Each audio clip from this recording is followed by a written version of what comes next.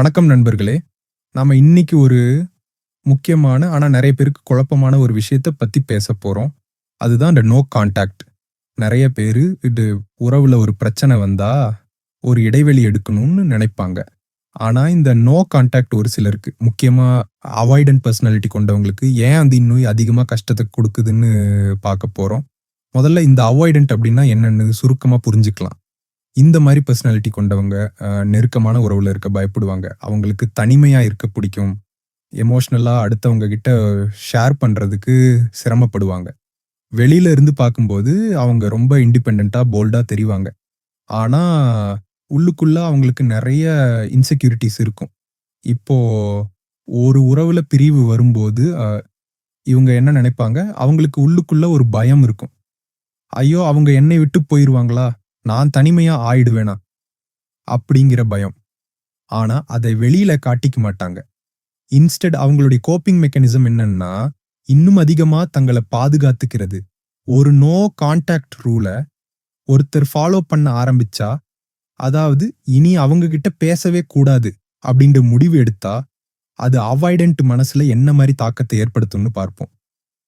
முதல்ல இந்த no contact அவங்களுடைய பிரிந்து போகும் பயத்த உறுதிப்படுத்துது. அதாவது அவங்க மனசுக்குள்ள ஒரு குரல், "பாத்தியா நான் பயந்தது சரிதான்.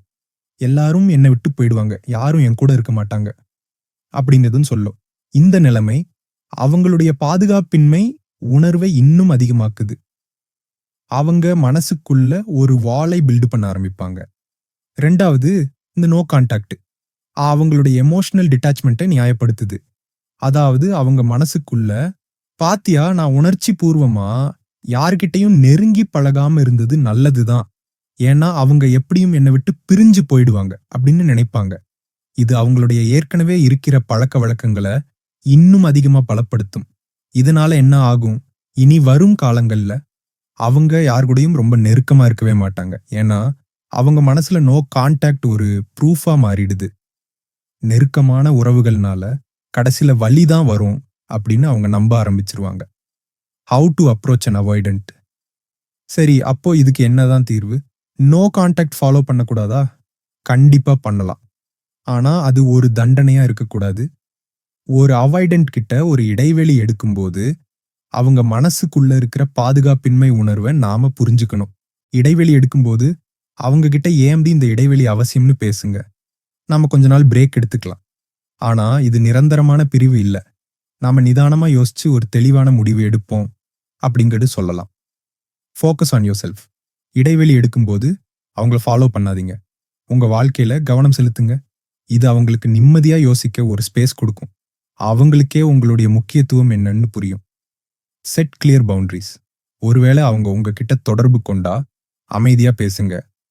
நீங்க கோவமா பேசுறது அவங்களுடைய அவாய்டன்ட் பெர்சனாலிட்டிய இன்னும் அதிகமா தூண்டிவிடும்.